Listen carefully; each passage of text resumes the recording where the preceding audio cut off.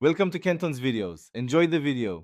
Start by measuring 100 g almond flour, 90 g powdered sugar, 60 g room temperature egg whites, and 30 g granulated sugar. Accuracy matters for texture. Sift almond flour and powdered sugar twice together to remove lumps, then pulse briefly in a food processor for uniformity.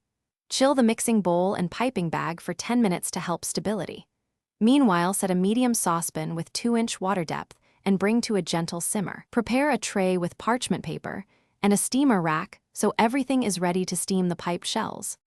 Whip 60 g egg whites with 1/4 teaspoon cream of tartar until soft peaks form, then add 30 g granulated sugar gradually while whipping to reach stiff, glossy peaks. Fold the sifted mix of 100 g almond flour and 90 g powdered sugar into the meringue in 3 additions using a smooth, deflating motion so batter flows like thick lava. Transfer to a chilled piping bag and pipe 3.5 cm rounds on parchment. Tap the tray to release air bubbles, rest for 30 minutes until a skin forms, then steam over simmering water for 8 to 10 minutes.